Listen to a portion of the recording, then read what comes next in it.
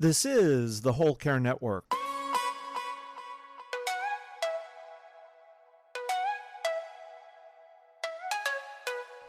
Helping you tell your story one podcast at a time.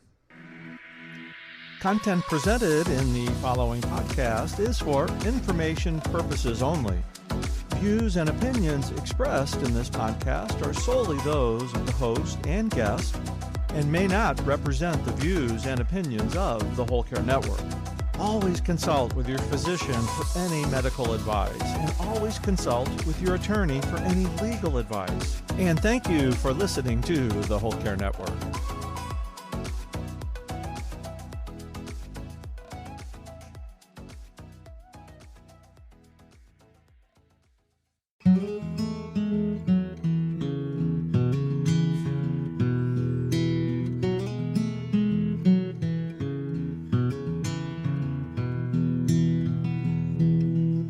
Hello and welcome to Daughterhood, the podcast.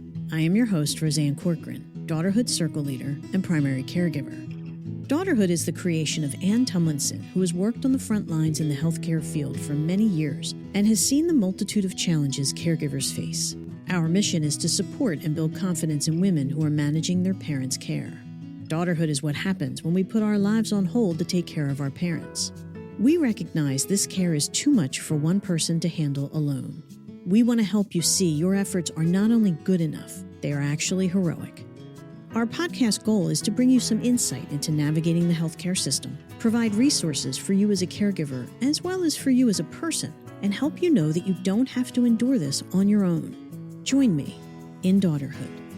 Susan Weinstein, Esquire, is Co-Executive Director of Families for Depression Awareness, FFDA, a national suicide prevention nonprofit that educates and equips family caregivers to provide effective support to their loved ones living with depression or bipolar disorder.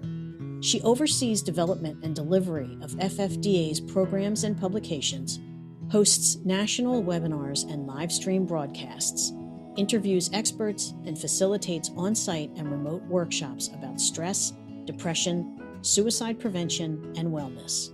In this episode, we discuss the difference between depression and malaise, how to spot depression in ourselves and our care partners, and practical strategies and resources to support our mental health on a daily basis. I hope you enjoy our conversation. The term mental health is more than just a kitschy catchphrase. Mental health encompassing emotional, psychological, and social well-being is not just a theoretical concept. It profoundly influences how we think, feel, and act, and even guides our responses to stress, relationships, and health choices. Susan, given this understanding, how can we care for our own mental health while caring for others? That's a small topic, but we'll be able to handle it in this time. No, I really appreciate you giving me the chance to talk with you about this. Absolutely. Thank you. Because it's just so important to understand that your mental health is also a key to your physical health. It's a key to your ability to think through challenging situations. It's your ability to prioritize. Having good mental health means that you're more ready to take on the world, which is something that you're going to be doing anyway. Right.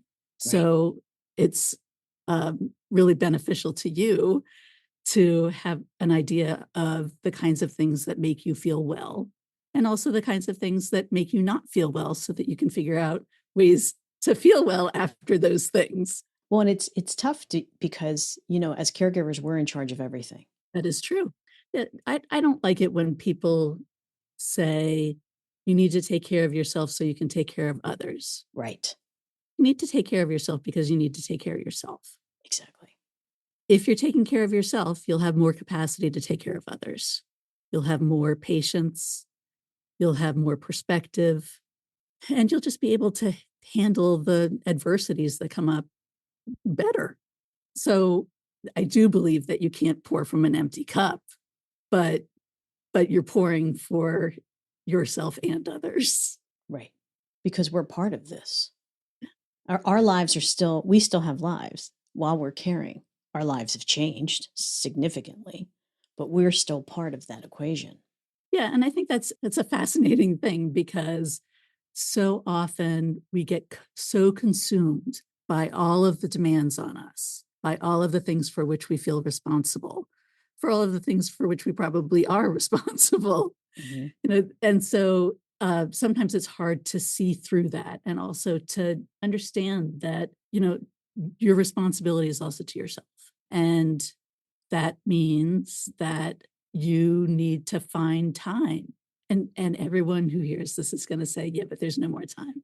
Right. Well, I mean, we're talking about mental health, and it can be, that your, I say loved one, you say care partner, but your loved one is experiencing some sort of mental or physical health condition that doesn't require you to be in the appointment with them. So you drop them off for the appointment, and during that half hour that you have, you do something for yourself.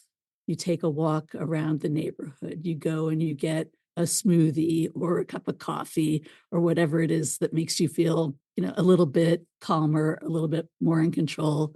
You call someone, because isolation is really pervasive among caregivers, and also an indication, or has a reciprocal relationship with depression.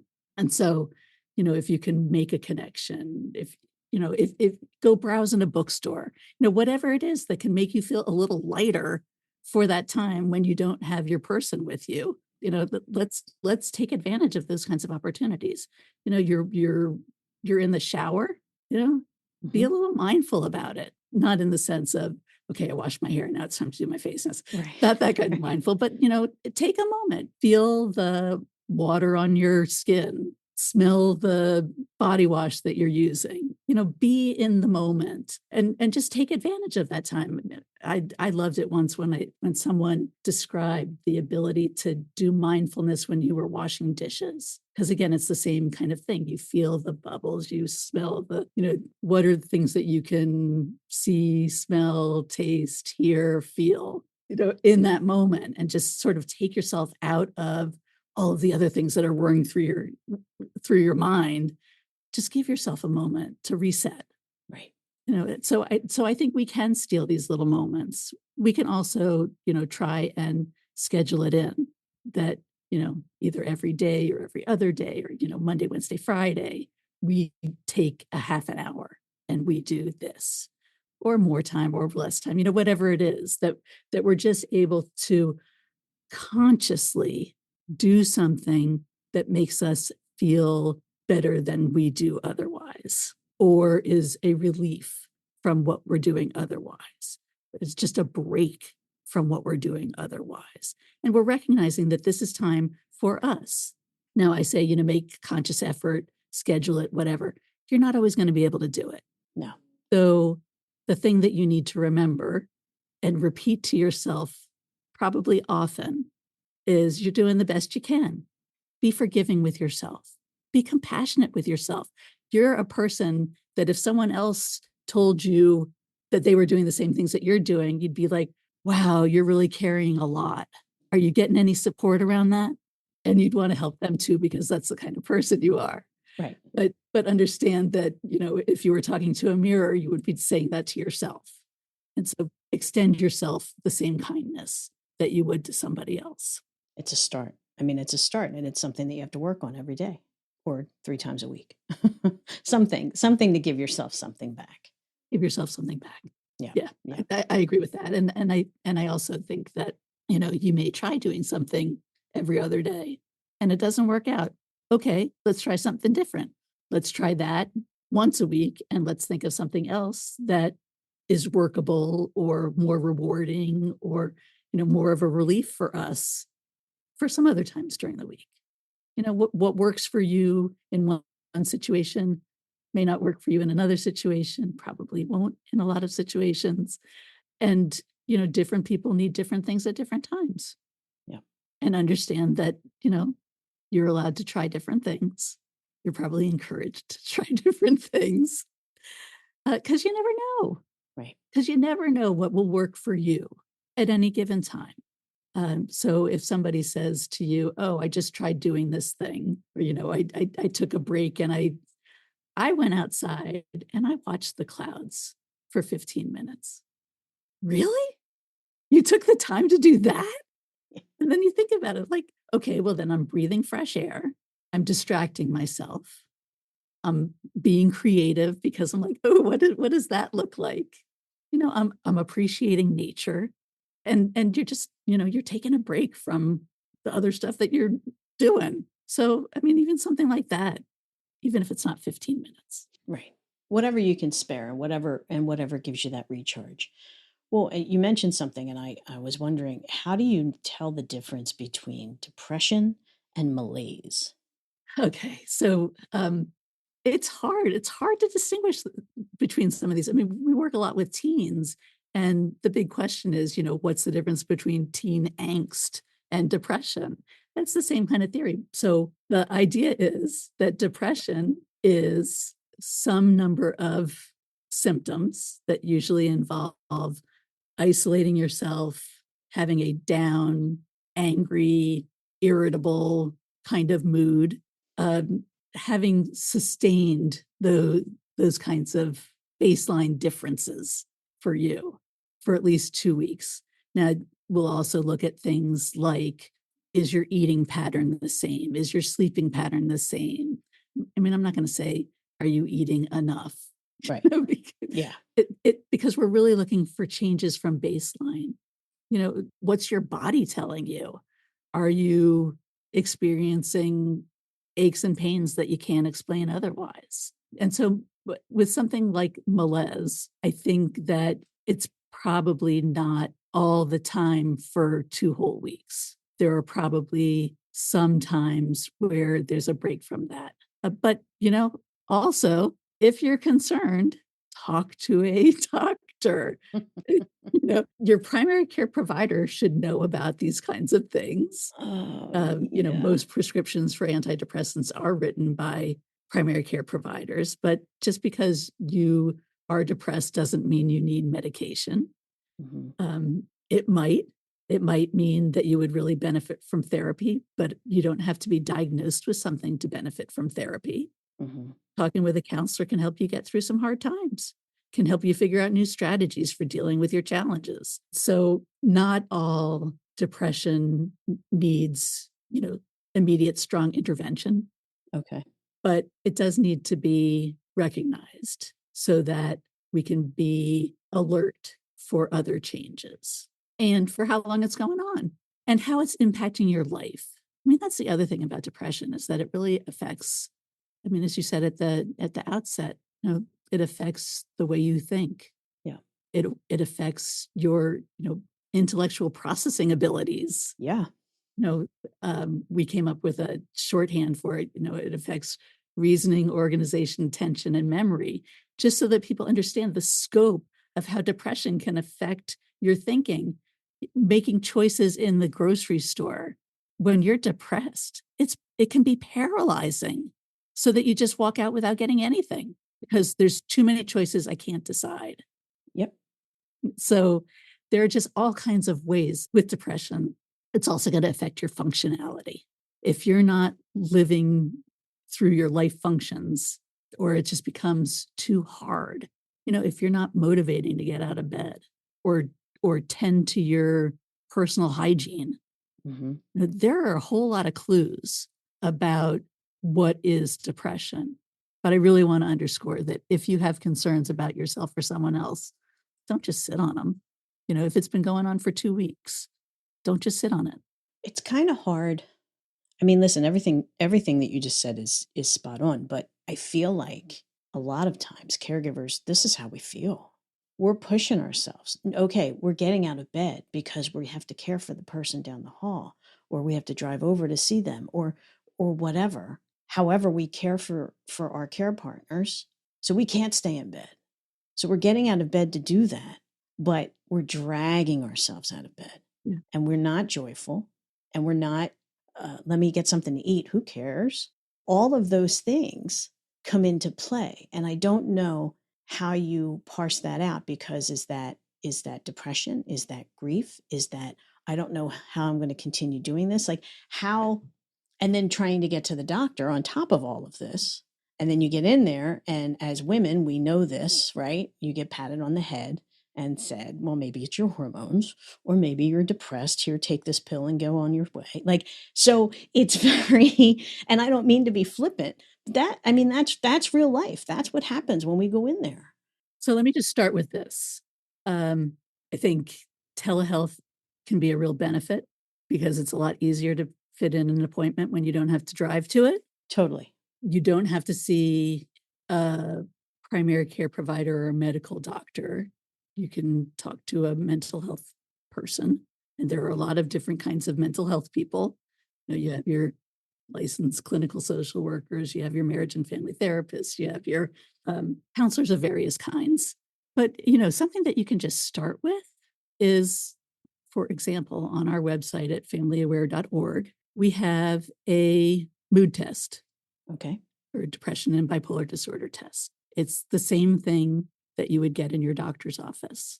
Oh, that's great. Yeah, because it may actually even be longer than what you get in your physician's office. We use the one that's 10 questions, so rather than, they make one that's a shorter version.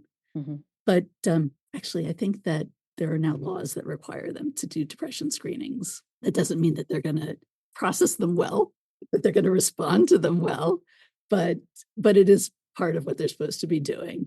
So, start with something like taking one of those tests. Okay. There are other organizations that have ones about anxiety, about substance use. There's the eating disorders. There's all kinds of tests out there. Sure. We just stuck with the one that's very straightforward. No, it's great.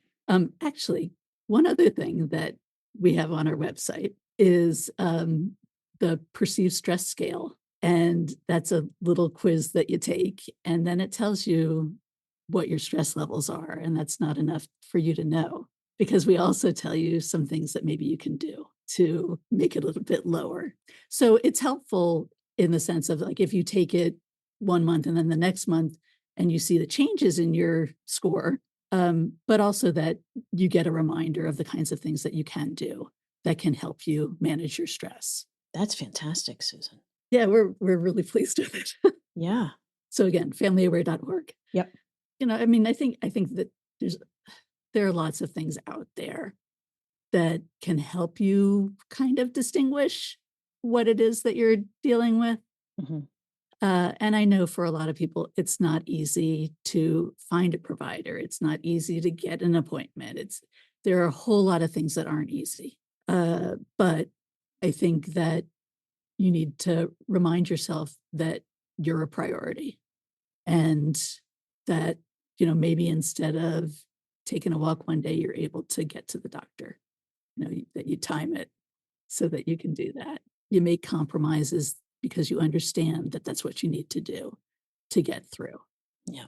And again, just remind yourself that, I'm compassionate with myself because I know I'm doing a lot. And to try to move yourself up that list, because we're usually the last on our own list. Of course we are. Like, what other option is there? Right. Because we do have all of these responsibilities, and we have ones that we put on ourselves too, because we want to do the best job that we can for the people that we care about, or the people that we care for, regardless of how we feel about them. Right. Right. But it's just reminding yourself that you're one of the people on the list that needs to get cared for. Well, how do we identify depression in our care partners? It's the same factors that you're going to be looking at. Are they having this prolonged mood issue? Are they losing interest or pleasure in the things that they used to enjoy? That's a big key. Are they having trouble concentrating and remembering? Now, that's a hard one for a lot of people because they're dealing with, they're supporting their elderly parents, or maybe even not elderly parents, but, because there's just so many ways that people's memory and thinking are affected. Right. Do they have little energy? Again, if you're dealing with an older person, that can be a constant. Yeah. But, feelings of worthlessness or guilt, that's another sign. Sleeping a lot more or a lot less than usual, eating a lot more or a lot less than usual, having a big change in weight one way or the other. If they're abusing alcohol or drugs, prescription or non-prescription. Okay. Yeah. And if there are aches and pains that are just not otherwise explained, Mm-hmm. and certainly if they're talking about not wanting to live, Of course. you'd be so much better off without me.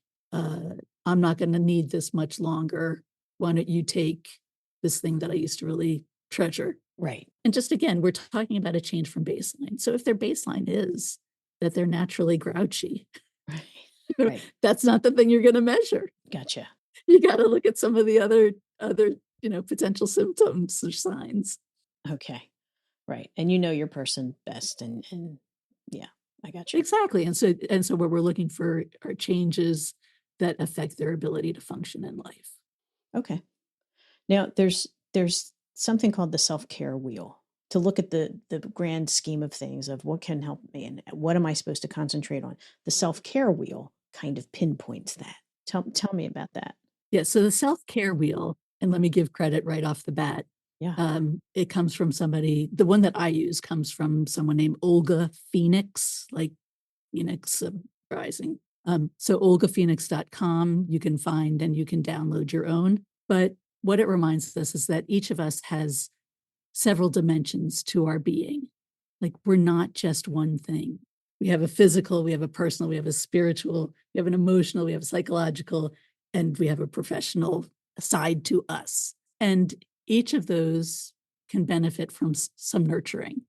And we want to be more, we want to see ourselves as more than caregiver to this person. We can't let that define who we are, because we're a whole person. And so having the self-care wheel reminds us that we have different dimensions to ourselves. And let me just, the self-care wheel is actually a circle. It's just to be clear with people. Right. Around the outer edge, it identifies the different parts of self, different parts of identity. So again, physical, psychological, emotional, spiritual, personal, and professional. In the center, it talks about life balance. But for each of those aspects of self, it gives some examples of ways to approach that dimension of yourself. So, for example, on the spiritual part of oneself, it gives you ideas like sing, dance, play, be inspired. Those are things that we can do. You have to change the sheets, sing while you're doing it. Those kinds of things. Watch a sunset, just to give you an idea. There are several that Olga Phoenix offers in each of these dimensions. Mm-hmm. But it can help prompt us that, oh, maybe that's something I can do. And am I checking all of the slices of the wheel so that I recognize that I'm a whole person? Now, it may be that you don't have much of a spiritual self, or you don't see yourself, or you're not currently having professional responsibilities. I would question that, but nonetheless, just because you're not getting paid for it doesn't mean it's not a kind of professional work. Fully agree. So there may be ones that we emphasize more than others. Mm-hmm. But also, don't count yourself out. Just because it's called spiritual doesn't mean that it's necessarily religious. It doesn't mean that's aligned with a particular way of celebrating things or thinking about things. So, give yourself some freedom again about how you approach this. And, what is it that's on this that makes you think, maybe that's something I can try. And sometimes it's even something that you can try with your kids or with your spouse or partner. And sometimes doing those can help alleviate some of the stress of the household. Mm-hmm. Everybody needs their own tools. And so maybe they'd benefit from it too. I love that. And there's so many, like there's, in the spiritual, self-reflection, go into nature, self-cherish. Like, wow, self-cherish. Like what? I wouldn't think of that. Yeah, and I think another way of looking at this is, we all need sustenance. How can I nourish myself today? How can I replenish? So there are different ways to think about it, but just, what's going to help me get through today? What's going to help me feel a little bit better about myself, about my situation, about all the stuff that's going on around me. And how do we stop the thoughts in our minds that say, you don't have time for this. It takes effort. I mean, for sure.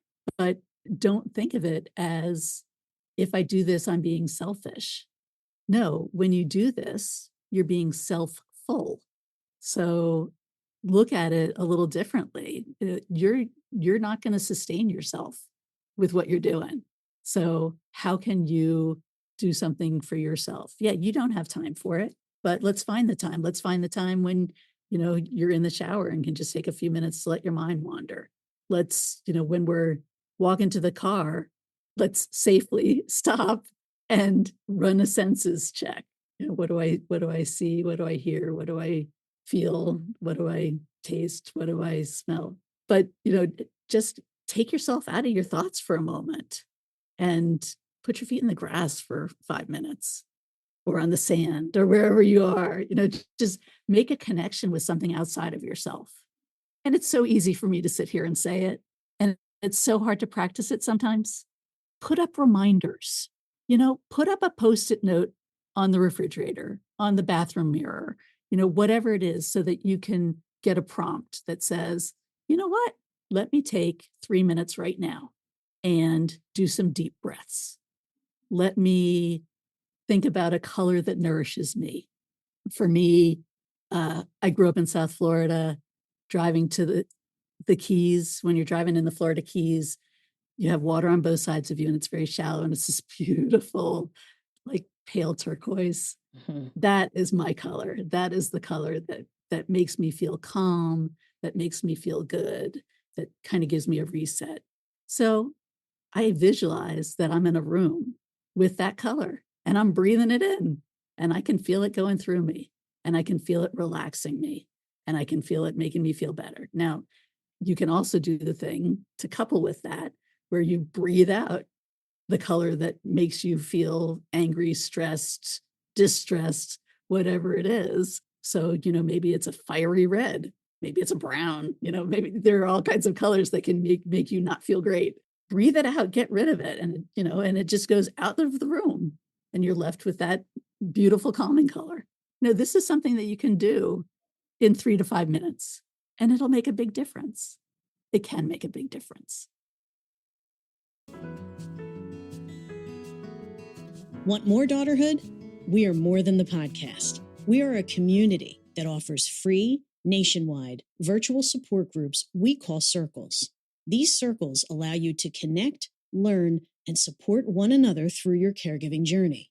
You can find more information at daughterhood.org, where you can register for a circle, sign up for our newsletter, and find other resources for additional support. Remember to also follow us on Instagram and Facebook at Daughterhood.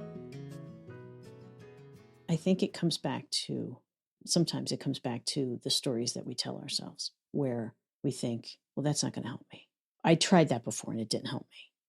Or, that's silly, or whatever we tell ourselves that prevents us from trying or prevents us from trying something new. And I'm sure there's a way, or I'm sure you have an idea of how we can try to check ourselves, where it's almost like, hey, thanks for the information. I'm not listening to you today. Like, how do we get out of those stories we tell ourselves? Well, one thing, think about it as if one of your friends was telling you this, that these were the things that were on their mind. These were the things that were affecting them. Would you dismiss that? Or would you say, sounds like you're going through a lot? You would probably say, how can I help? Right. But, say it to yourself. How can I help? How can I be compassionate with myself today? Also, cognitive behavior therapy is all about reframing and rethinking how we're processing our thoughts. And so, think of a situation that's a challenge for you. This is a silly one in the general scheme of life. Sure, it's okay. Nothing But silly. I got to the point where I was really resenting that I always had to take out the trash. And I was like, there's got to be a better way on this. And so I thought about it and it's like, okay, so no one else is able to take out the trash for whatever reason. I am helping the family doing this. And if I take a step back, that also gives me a chance to see like all of the things that I don't do that other people do. Mm-hmm. And to understand that we're all working together. So my role for now is that I'm taking out the trash. There are times when I'm going to need something and somebody else is going to be doing it. And it happens all the time without me taking notice. Right. So, let's just take a look at, again, how can you look at it? What are the facts that support this being like something that I should resent? What's the evidence on that? Now, what's the evidence if I take a bigger picture here? What's the evidence that maybe I shouldn't be resenting that? Mm-hmm. Okay, so on balance, what do I think when I have this information in front of me?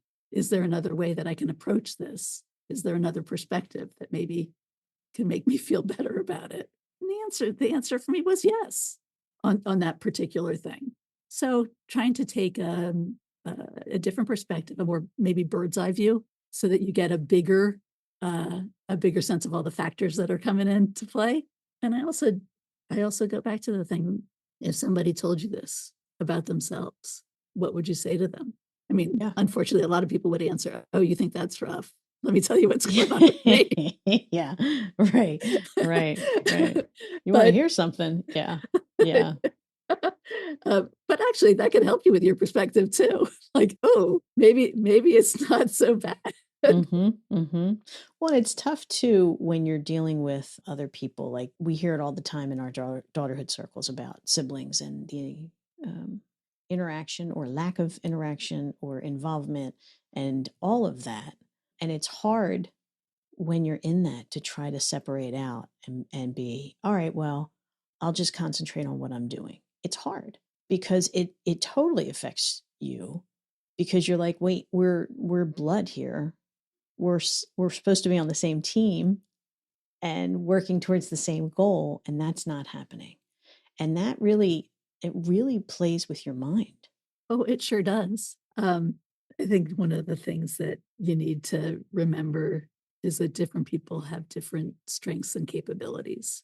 And my guess is that this behavior from your siblings is nothing new. Right. Yeah. That if you look back, you would have had a clue that this is how it was going to work out. Right. I get But you. I mean, sometimes you can find a way to communicate, and maybe they can't step up, but maybe they can be a little better about appreciation, or maybe they can step up in some way that is helpful, even if it just gives you a break. Right.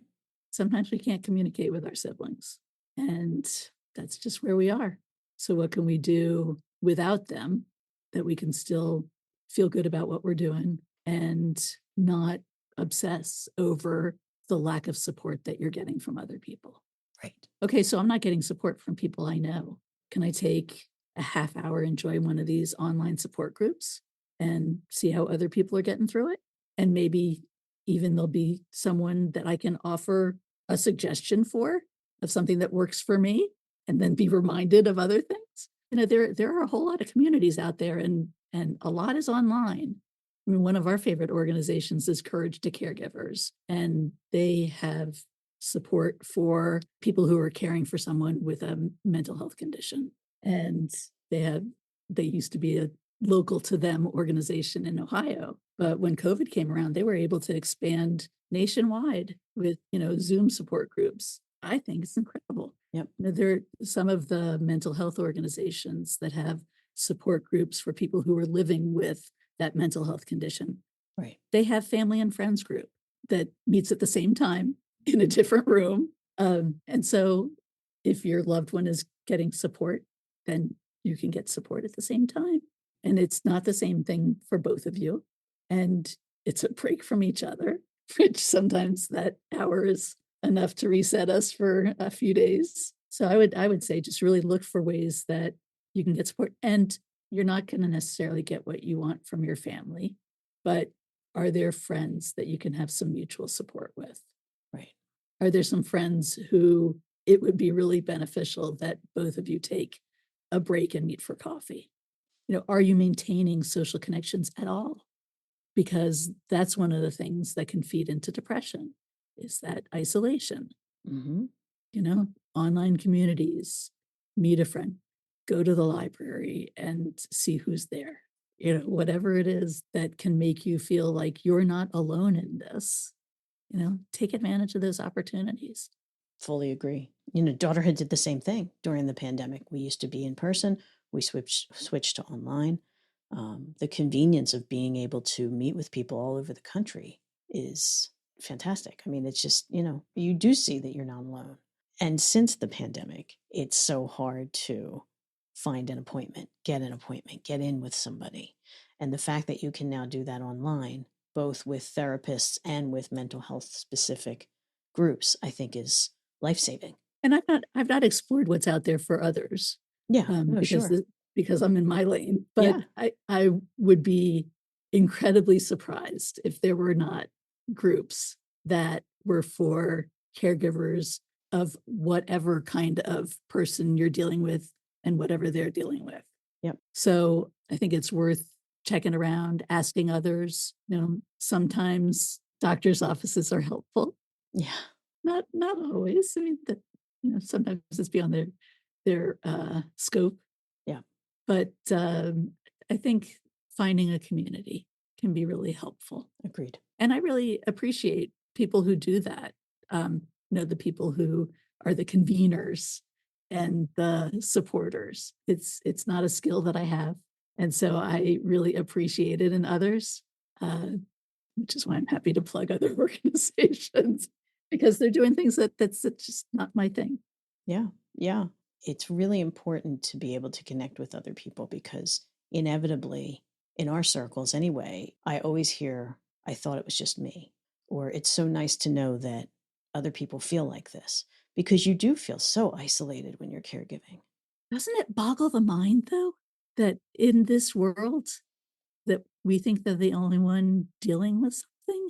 I mean, everyone has, some like some variable. Right. Right. But we're all involved in, the human condition Mm-hmm. and the human experience. And there's really, some common experiences that people have. And not everybody has all of them, thank God. But a lot of people carry a lot, and they should know they don't need to do that alone. And they don't need to feel alone because they're not alone.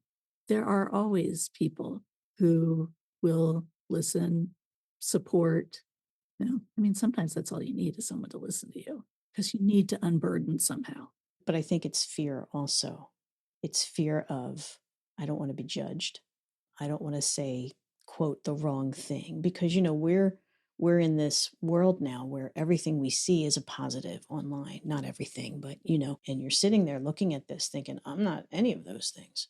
And to put your hand up and be like, I'm not there. And I don't feel like I'm there. And I don't know if I want to say what's in my head because it doesn't match what's out there.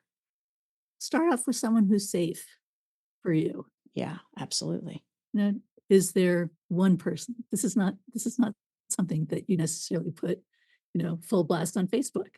Who's someone that you feel like you can talk to?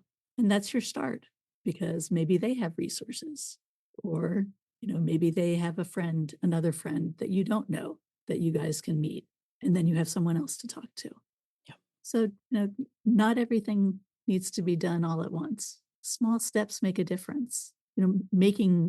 Setting goals makes a difference, but often we set our goals so high that it just becomes another source of stress and disappointment. So if you have a big goal, make some sub goals that will help you get there. And knowing that you're working towards something can be a big help. It can be very inspiring. It can help you with that perspective, and also recognize when you've accomplished something. Hey, look at that. I did it. I got that done. I did it. Yeah. I love that. Praise be. Yeah. I love that. That's great. Celebrate what you can, for heaven's sake. Acknowledge joy when you have it. Take the win. Take the win. Perfect. I love that.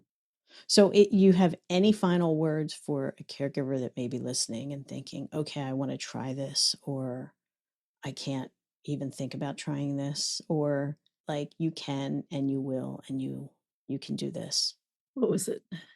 Oh, L'Oreal. Because you're worth it. You may not feel it, but you're worth it. And sometimes you need to do for yourself what others aren't going to do for you. And sometimes you need to do for yourself because you know that it's what you need. Ask yourself, what can I do to be good to myself today? Maybe it's something big, maybe it's something small, but what can I do that can just help me feel a little bit better? A big thank you to Susan Weinstein for being my guest today. To find out more about Susan and access the depression screening and perceived stress scale she referenced in this episode, go to her website, familyaware.org. And if you or someone you know is experiencing a mental health crisis, you can call or text 988 to reach the 988 Suicide and Crisis Lifeline. This service is available 24 hours a day, 7 days a week. You can also chat with the Lifeline online at 988lifeline.org. I hope you enjoyed our podcast today. Head over to daughterhood.org and click on the podcast section for show notes, including the full transcript and links to any resources and information from today's episode. You can find, subscribe, and review us on Apple Podcasts or anywhere you listen to your podcasts. You can also connect with us on Facebook and Instagram at Daughterhood. There you can discover our various circles and subscribe to our newsletter for updates. Feel free to message me on any of these sites and let me know what issues you may be facing and would like to hear more about. Or even if you just want to say hi, I'd love to hear from you. Also, a very special thank you to Susan Rowe for our theme music, the instrumental version of her beautiful song, Mama's Eyes, from her album, Lessons in Love. I hope you found what you were looking for today. Information, inspiration, or even just a little company. This is Roseanne Corcoran. I hope you'll join me next time in Daughterhood.